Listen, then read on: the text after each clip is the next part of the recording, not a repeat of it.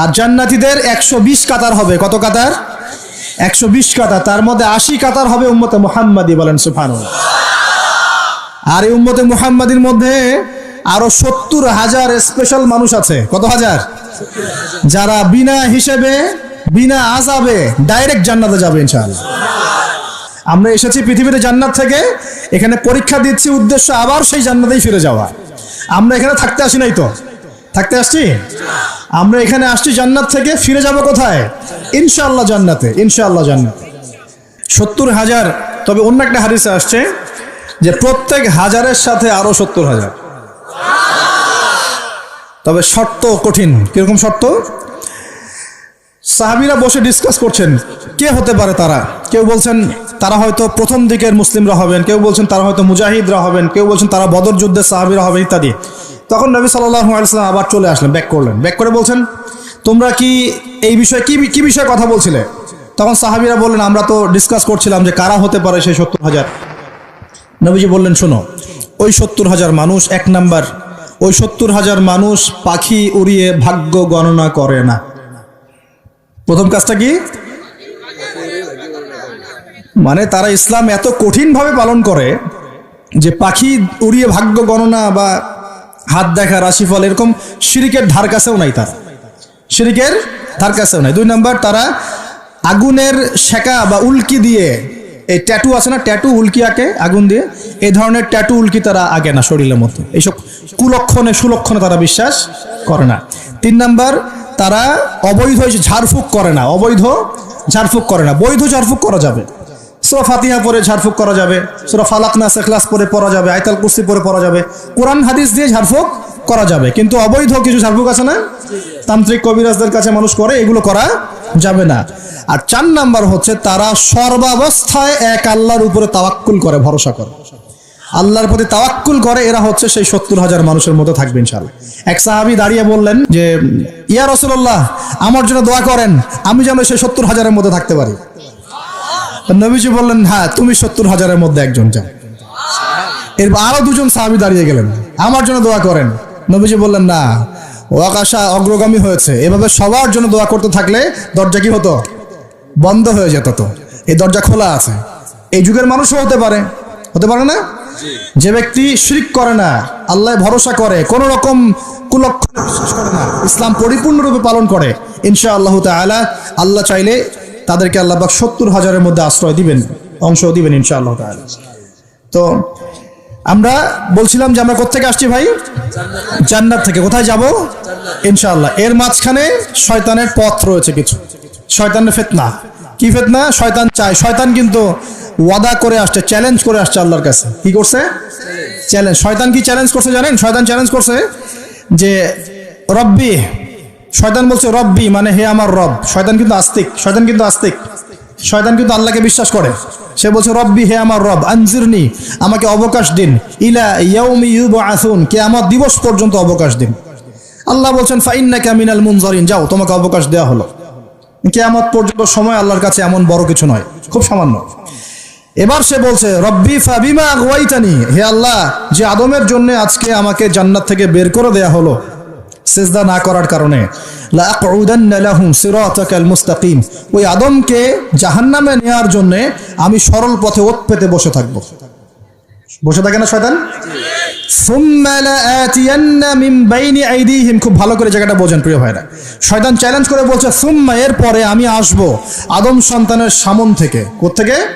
এই সামন থেকে মানে অর্থ হচ্ছে দুনিয়া, মানে আপনাকে দুনিয়ার সমস্ত ফিতনা এসে প্রলুব্ধ করে রাখবে। কারণ দুনিয়া চোখের সামনে দেখা যায় না, দেখা যায়। দুনিয়ার অভাবের ধোকা দিবে, বেকারত্বের ধোকা দিবে, হতাশা, এইটা সেইটা, স্বামী স্ত্রীর ফিতনা, পরিবারের ফিতনা, সামাজিক ফিতনা, আপনাকে দুনিয়ার এই ফিতনা এসে ব্যস্ত রাখবে, রাখে না? এটা হচ্ছে সামন থেকে আসা। ওয়ামিন খালফিহিম, পিছন থেকে আসবো। পিছন থেকে মানে আপনাকে পরকাল সম্পর্কে হতাশ করে দিবে এবং পরকাল সম্পর্কে আপনাকে কুধারণা সৃষ্টি করবে এবং পরকাল সম্পর্কে আপনার মধ্যে একটা গাফেলতি সৃষ্টি করে দিবে যে পরকাল না, পরে দেখা যাবে। হ্যাঁ, পিছনে কি আছে? পরকাল না? পিছনটা পরকাল। তো পরকাল আসবে যখন, তখন দেখা যাবে। হ্যাঁ, বৃদ্ধ হলে তখন তওবা করে নিব, এখনো কি তাড়াহুড়ার কি আছে, পরে দেখা যাবে শেষ বয়সে। এরকম করে আপনাকে ভুলিয়ে ভালিয়ে রাখবে পিছন থেকে। আবার হতাশ করে দিবে, আমার পরকালে আমার জান্নাত হবে না, আমি তো এত আমল করতে পারি নাই, হ্যাঁ আমার কি হবে, আমার আত্মহত্যা ছাড়া কোনো পথ নাই, এভাবে হতাশ করে ফেলবে আপনাকে পিছন থেকে। সুম্মা লায়াতিয়ান্না মিন বাইনি আইদিহিম ওয়া মিন খালফিহিম, সামন থেকে আসবো, পিছন থেকে আসবো, ওয়া আন আইমানিহিম, ডান দিক থেকে আসবো। ডান দিক মানে কি? এটার ব্যাখ্যাও চমৎকার। ডান দিক মানে কি? আমরা বলি না ডান পক্ষ খুব ভালো মনে করি না? ডান পক্ষ ভালো, ডান দিকটা ভালো, শুভ মনে করি তো। ডান দিক হচ্ছে আপনাকে নেক্সট সুরতে সে ধোকায় ফেলবে। ডান দিক মানে কি? নেক্সট সুরতে ধোকায় ফেলবে। মনে করেন ডান দিক মানে ভালো, মানে আপনি নামাজ পড়ছেন কিন্তু নামাজের মধ্যে শিরক ঢুকাই দিবে, মানুষ দেখতেছে ভালো করে নামাজ পড়ে, নামাজ যাকাত দিচ্ছেন, দান সৎকা করছেন, মনের মধ্যে রিয়া ঢুকাই দেবে, ভালো কাজই তো করছে, ঠিক আছে, মানে হ্যাঁ এটাও ঠিক। ওই যে হালাল প্রেমের দিকে উদ্বুদ্ধ করার চেষ্টা করবে, ডান নেক্সট সুরতে ধোকা, নেক্সট সুরতে, হ্যাঁ নেক্সট মানে আলেম হয়েছে মানুষ, সবাই একদম বড় বক্তা আলেম সব বলছে, মনের মধ্যে অহংকার, নেক্সট সুরতে ধোকা, ঠিক আছে। বা মনে হচ্ছে যে এক ভাইয়ের গীবত তহমত সমালোচনা করাকে সে দিনের পথে সংগ্রাম মনে করছে, নেক্সট সুরতে ধোকা। হ্যাঁ, এক ভাইয়ের সমালোচনা করা, গীবত করা, তার চরিত্র উদ্ধার করে ফেলা, এটাকে সে মনে করছে যে দিনের জন্যই করছে, ঠিক আছে, নেক্সট সুরতে ধোকা। নেক্সট সুরতে ডান দিক থেকে মানে কি? নেক্সট সুরতে আপনাকে ধোকায় ফেলে দিবে, ফেলছে না? ফেলছে। কিন্তু এটা কিন্তু ডেঞ্জারাস। এটা কাদের জন্য? এটা আবেদ মানুষদের জন্যই, যারা আল্লাহকে মানে, রাসূলকে মানে, চেষ্টা করে দিনের পথে চলার জন্য, এদেরকে সে ডান দিক থেকে আসবে আর কি। মানে আমাদের ক্ষেত্রে আল্লাহ পাক হেফাজত করুন বলি আমিন। আর চতুর্থটা হলো ওয়া আন শামাইলিহিম, ওদের বাম দিক থেকে আসবে। এটা কেমন? এটা হচ্ছে ফাসেক জালেম শ্রেণীর মানুষ যারা, তাদের সামনে মদ, জুয়া, জেনা সবকিছু উন্মুক্ত করে দিবে, এগুলোর পিছনে ছোট এখন। তো এইভাবে চতুর্দিক থেকে শয়তান আসবে এবং বলবে, আল্লাহকে বলেছে ওয়ালা তাজিদু আকসারাহুম শাকিরিন, আল্লাহ আপনি বেশিরভাগ আদম সন্তানকেই শুকরগুজার পাবেন না। এটা কি বাস্তব না? এখন বেশিরভাগ মুসলিম নামাজ পড়ে না? পড়ে না? বেশিরভাগ মুসলিম যাকাত দেয় কি দেয় না? রমজান মাস আসছে দেখবেন বেশিরভাগই অনেকেই রোজা রাখবে না, আছে না? রমজান মাসে মানুষ বেপরদায় চলছে না? রোজা রেখেও মানুষ মাপে কম দিবে না? নামাজ পড়েও সুদ খাচ্ছে না? মানে বেশিরভাগ মানুষ কিন্তু সত্যি সত্যি আল্লাহর পথে নাই। এই পৃথিবীতে বেশিরভাগ মানুষ বলছে আল্লাহর সন্তান আছে, নাউজুবিল্লাহ।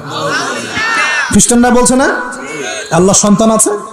তো বেশিরভাগ মানুষকে আমি পথভ্রষ্ট করে ছাড়বো, শয়তান কিন্তু বলে গেছে, এবং সেটা কিন্তু বাস্তব হচ্ছেও। আল্লাহ পাক অন্য সূরায় বলেছেন ওয়া কালিলুম মিন ইবাদিয়াশ শাকুর, আমার শুকরগুজার বান্দা খুব কম হবে। কি হবে? কম হবে। হাদিসের মধ্যেও আসছে যে তোমরা ৭৩ দলে ভাগ হয়ে যাবে। কত দল? তার মধ্যে একটা মাত্র দল জান্নাতে যাবে। কয়টা দল? মা আনা আলাইহি ওয়া আসহাবি, আমি যার উপরে আছি, আমার সাহাবীরা যার উপরে আছেন। তো বুঝতে পারছি যে জাহান্নামে বেশিরভাগ মানুষই যাবে, অল্প মানুষই জান্নাতে যাবে। তবে জান্নাতীদের মধ্যে বেশিরভাগ হবে উম্মতে মুহাম্মাদের মতে ইনশাআল্লাহ তাআলা। আর তবে সুসংবাদ আছে। সুসংবাদ কি? আল্লাহ রাব্বুল আলামিন আমাদের নবীজিকে একটা ওয়াদা করেছেন, এটা গিফট, হাদিয়া দিয়েছেন। কিরকম হাদিয়া? আমাদের নবীজিকে আল্লাহ পাক বলেছেন, হে মুহাম্মদ সাল্লাল্লাহু আলাইহি ওয়াসাল্লাম, তোমার উম্মতের মধ্যে কোনো ব্যক্তি যদি আসমান জমিনের সমান গুনাহ করে কিন্তু তার আমল নামায় শিরকের কোনো পাপ থাকে না, শিরকের কোনো গুনাহ নাই, আমি তার সামনে আসমান জমিন সমান ক্ষমা নিয়ে হাজির হব ইনশাআল্লাহ। মানে যে ব্যক্তি লা ইলাহা ইল্লাল্লাহ মন থেকে পড়েছে, আমল করার চেষ্টা করেছে, শিরক থেকে বেঁচে থাকার চেষ্টা করেছে, ইনশাআল্লাহ একদিন না একদিন সে জান্নাতে যাবেই যাবে ইনশাআল্লাহ। এটা তো খুশির কথা আমাদের জন্য। আল্লাহ পাক আমাদেরকে তাওহীদপন্থী বানাক এবং শিরক থেকে বাঁচিয়ে রাখুন, দোয়া করি। এখন মুমিনের সংজ্ঞা তো বুঝলেন, এই সমস্ত গায়েবে আমরা বিশ্বাস করি বলেই আমরা কি মুমিন। এই মুমিনদেরকে আল্লাহ পাক বলছেন ইত্তাকুল্লাহ, তোমরা আল্লাহকে ভয় করো। কি করো? আর মুমিন হলেই মুত্তাকি হওয়া যাচ্ছে না। মুমিনদেরকে আল্লাহ পাক বলছেন যে আল্লাহকে ভয় করো। আল্লাহকে ভয় করার মানে কি? এক কথায় আমি একটা অ্যান্সার দিচ্ছি। সূরা হাশরে চলে যান। কোন সূরা? সূরা হাশর। এই সূরার 7 নম্বর আয়াত। কত নম্বর? আল্লাহ পাক বলছেন ওয়ামা আতাকুমুর রাসূলু ফাখুযুহু, রাসূলুল্লাহ সাল্লাল্লাহু আলাইহি ওয়াসাল্লাম তোমাদেরকে যা যা দিয়েছেন সব গ্রহণ করে নাও। রাসূল যা যা দিয়েছেন গ্রহণ করে নাও। ওয়ামা নাহাকুম আনহু ফান্তাহু, রাসূল যা যা নিষেধ করেছেন ছেড়ে দাও। সোজা কথা, রাসূল যা যা নিষেধ করেছেন ছেড়ে দাও। এই একটা মূলনীতি মেনে চলতে পারলেই মানুষ মুত্তাকি হয়ে যাবে ইনশাআল্লাহ। এত বেশি কথার দরকার নাই। এই একটা মূলনীতি, রাসূল যা যা দিয়েছেন নিয়ে নাও, রাসূল যা থেকে নিষেধ করেছেন ছেড়ে দাও। ইনশাআল্লাহ তোমরা সফল হয়ে যাবে, মুত্তাকি হয়ে যাবে। রাসূল কি দিয়েছেন একটু গুছাই দিই আপনাকে। এই যে ঘুমাবো আমরা, আচ্ছা শুরু করি আপনার চেহারা। রাসূল কি আমাদেরকে ক্লিন শেভ চেহারা দিয়েছেন? হ্যাঁ, আজকে এক ভাই আমাকে টেক্সট করলো, কোথায় জানি বাংলাদেশের বাধ্যতামূলক করা হয়েছে একটা প্রতিষ্ঠানে ভর্তি হতে হলে ক্লিন শেভ করতে হবে। তো চিন্তা করেন কিভাবে ফোর্স করা হচ্ছে। এভাবে তো বলতে পারতেন যে যার ইচ্ছা হয় সে শেভ করবে, যার ইচ্ছা হয় সে দাড়ি রাখবে।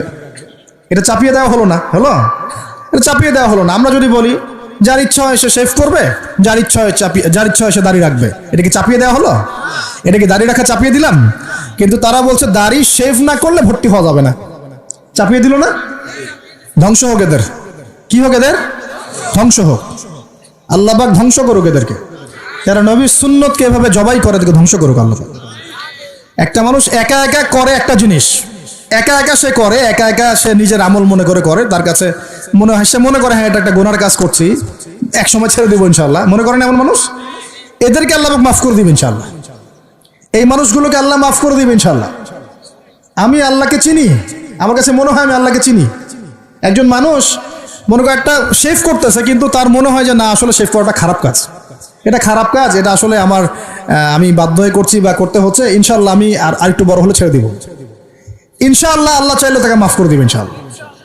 আর একজন এটাকে করতে বাধ্য করছে, না এটা করতেই হবে, রাখা যাবে না সুন্নাত, এটা কাটতে হবে, শেভ করতে হবে, এ মাফ পাবে না ইনশাআল্লাহ তাআলা, ইল্লা মাশাআল্লাহ, ইল্লা মাশাআল্লাহ। চাপিয়ে দেওয়া খুব খারাপ জিনিস। কেন চাপিয়ে দিবেন আপনি? কেন চাপিয়ে দিবেন? আর একজন পুরুষের সৌন্দর্যই তো হচ্ছে দাড়ি।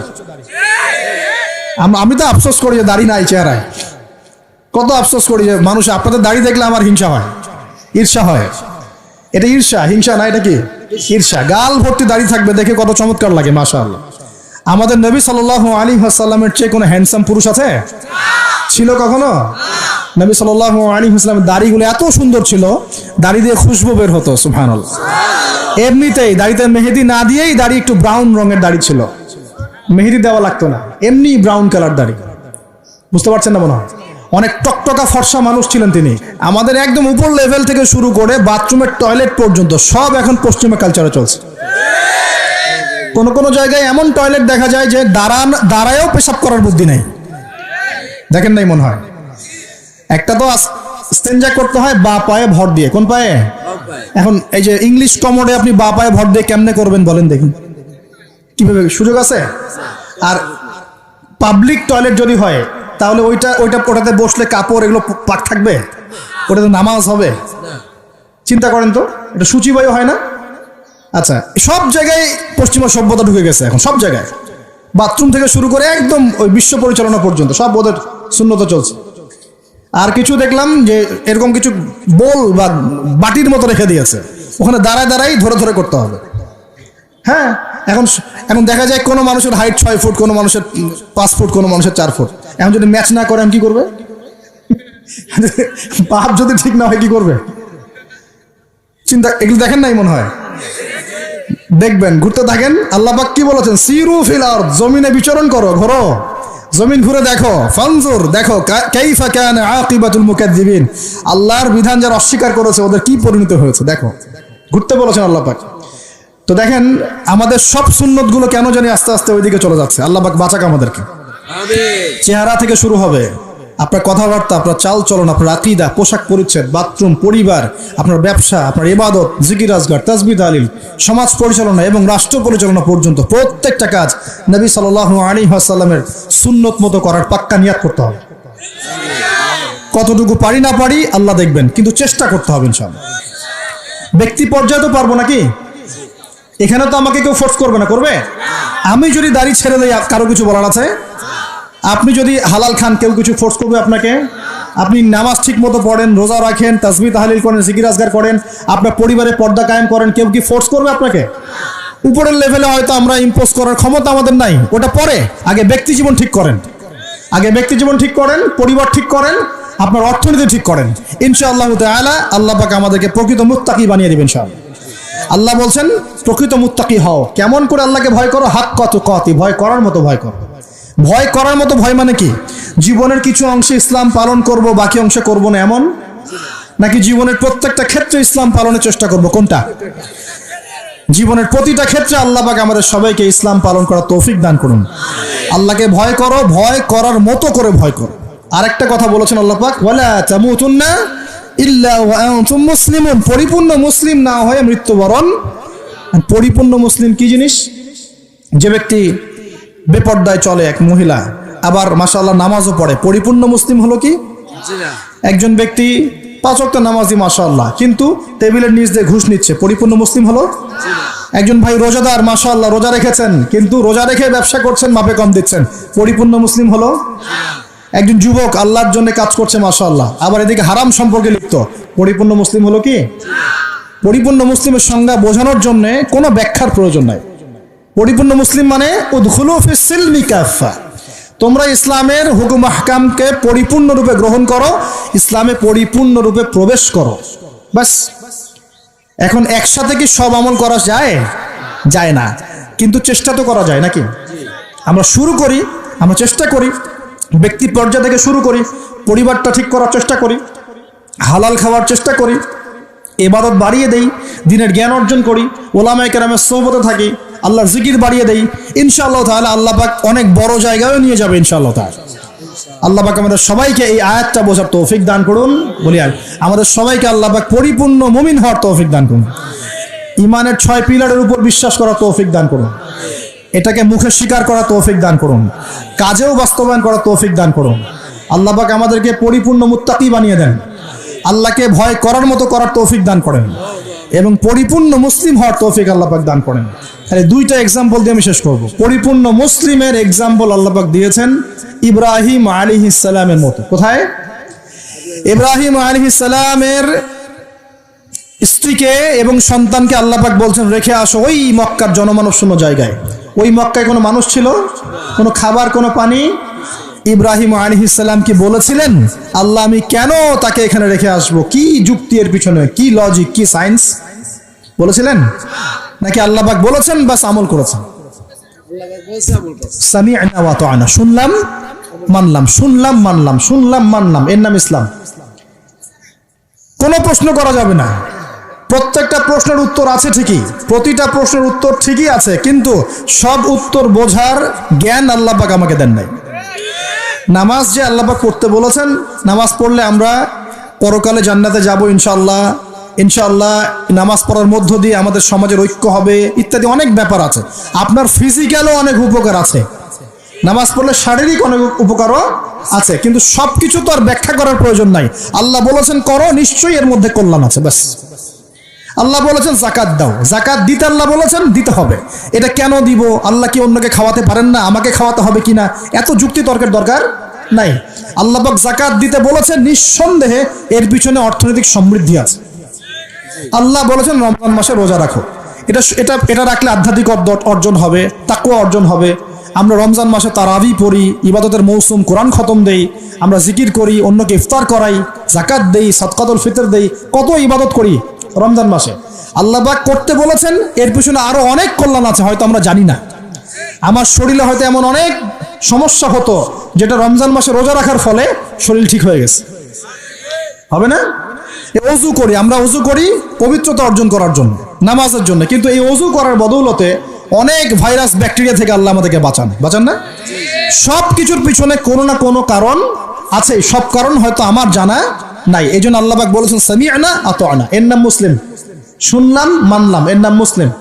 সব এত প্রশ্ন করা যাবে না, ওইটা কেন, এইটা কেন, পর্দা কেন, এই যুগে পর্দা কেন, ইসলামের চোরের হাত কাটার বিধান কেন? কেন হাত কাটার বিধান? এই এলাকায় যদি একটা চোরকে সবার সামনে হাত কেটে দেয় কেউ, এলাকায় চুরি বাড়বে না কমবে? কি মনে হয় আপনাদের? আর যদি তাকে বিভিন্ন ফাঁক করে বের করে দেন, ছেড়ে দেন, চুরি আরো বাড়বে না কমবে? আরো বাড়বে, আরো বাড়বে। ও দেখবে যে ধর্ষণ করলে কোনো শাস্তি নাই, আরো করব। মদ খাইলে কোনো শাস্তি নেই, আরো খাবো। চুরি করলে কোনো শাস্তি হয় না, আরো করব। বাস এই তো বাড়তেই আছে দিন দিন এগুলা। আর যদি সবার সামনে ধরে একটা ধর্ষককে ফাঁসি দিয়ে দেন, আর ভয়ে কেউ ধর্ষণ করার চেষ্টা করবে না। আল্লাহ পাকের বিধান প্রতিটাই কল্যাণকর। এখন মানুষকে এগুলো বোঝাতে হয়। আফসোস, কিছু মানুষ বলে ভাই সব জায়গায় ধর্ম টেনে আনবেন না। সব জায়গায় ধর্ম টেনে আনবো না মানে কি? সব জায়গায় আপনার মন গড়া বিধান টেনে আনবেন না, সব জায়গায় ধর্ম ঠিকই চলবে। আমাদের এটা কি শুধু ধর্ম না জীবন ব্যবস্থা? জীবন ব্যবস্থা কি পুরো জীবন কেন্দ্রিক হয় না? এখানে ব্যক্তি জীবনের হেদায়েত নাই, এখানে পারিবারিক হেদায়েত নাই, অর্থনৈতিক হেদায়েত নাই, সামাজিক হেদায়েত নাই। তাহলে সব জায়গায় ইসলাম চলবে না কেন? কেন চলবে না? এটাই হলো আমাদের এখনকার বিশ্বের চ্যালেঞ্জ। এই জায়গায় সবাইকে আবার পরিপূর্ণ মুসলিম হওয়ার তৌফিক আল্লাহ পাক দান করুন বলি আমি। আরেকটা এক্সাম্পল দিব। হ্যাঁ, সন্তানকে কুরবানি করতে বলেছেন আল্লাহ পাক, মনে আছে? ইব্রাহিম আলাইহিস সালামকে বলেছিলেন কেন এই ছোট্ট বাচ্চাটাকে হত্যা করব, জবাই করব? আল্লাহ পাকের হুকুম এসেছে, চোখ বন্ধ করে পালন করতে গিয়েছে। আল্লাহ পাক তো চান নাই যে সন্তানকে হত্যা করা হোক। আল্লাহ পাক পরীক্ষা নিয়েছেন, আল্লাহ পরীক্ষা নিয়েছেন। ওই স্মৃতি কিয়ামত পর্যন্ত মানুষ ঈদুল আজহায় পালন করে না? শুধুমাত্র ওই স্মৃতির ফলে দেখবেন কোটি কোটি মিলিয়ন মিলিয়ন মানুষের পেটের মধ্যে খাবার যায় ওই যে কুরবানি দেয়, খেয়াল করে দেখবেন, তাই না? কোটি কোটি মানুষ সেই গোশত খায় না? একটা ঘটনাকে দিয়ে আল্লাহ রাব্বুল আলামিন কিয়ামত পর্যন্ত মিলিয়ন বিলিয়ন মানুষকে খাওয়ানোর ব্যবস্থা করেছেন। এটাই একমাত্র ব্যাখ্যা নয়, আমি জাস্ট একটা ব্যাখ্যা করলাম, আরো অনেক ব্যাখ্যা আছে। এটা একটা পরীক্ষা। আল্লাহ রাব্বুল আলামিনের প্রতিটা বিধানই মানবতার কল্যাণে। চোখ বন্ধ করে বিশ্বাস করলে সে মুসলিম। আল্লাহ পাক এটাই বলছেন, ওয়ালা তামুতুন্না, ভুলেও মৃত্যুবরণ করো না। ওয়ালা তামুতুন্না, ভুলেও মৃত্যুবরণ করো না, ইল্লা ওয়া আনতুম মুসলিমুন, পরিপূর্ণরূপে ইসলাম কবুল না করে, আত্মসমর্পণ না করে ভুলেও মৃত্যুবরণ করো না। মৃত্যু কবে আসবে জানি? তাহলে কি অপেক্ষায় বসে থাকবো, নাকি এই সুযোগ থাকতেই পরিপূর্ণ মুসলিম হব? কোনটা? খালি একটা কাজ করতে হবে, আল্লাহ রাসূল যা দিয়েছেন তা গ্রহণ করব, যা ছাড়তে বলেছেন ছেড়ে দেবো ইনশাআল্লাহ। কোরআনে যা আছে আমল করার চেষ্টা করব, যা নাই ছেড়ে দেবো ইনশাআল্লাহ। যদি দেখা যায় বাধ্য হয়ে আমি পাপে লিপ্ত হয়ে যাচ্ছি, হতাশ হবেন না, তওবা করে আবার ফিরে আসবেন। পথ চলতে গিয়ে হোঁচট খেয়েছেন, ভালো পথে চলছেন কিন্তু হোঁচট খেয়েছেন, হতাশ হবেন না, ওযু করবেন, নামাজ পড়ে আবার তওবা করবেন ইনশাআল্লাহ। যতবার পাপ হবে ততবার তওবা করবেন ইনশাআল্লাহ। আল্লাহ পাক আমাদের চেষ্টা দেখবেন ইনশাআল্লাহ। আমল দিয়ে কেউ জান্নাতে যাবে না, আমল দিয়ে কেউ জান্নাতে যেতে পারবে না। আল্লাহ পাক যাকে রহম করবেন, দয়া করবেন, শুধু সে ব্যক্তি জান্নাতে যাবে ইনশাআল্লাহ। আর ইনশাআল্লাহ যদি আমরা চেষ্টা করি, মন থেকে 100% চেষ্টা করি, ইনশাআল্লাহ আল্লাহ পাক ওই চেষ্টার ওসিলায় হলেও আমাদেরকে মাফ করে দেবেন ইনশাআল্লাহ। আমরা আশাবাদী আল্লাহ পাক আমাদের সবাইকে ক্ষমা করবেন ইনশাআল্লাহ তাআলা।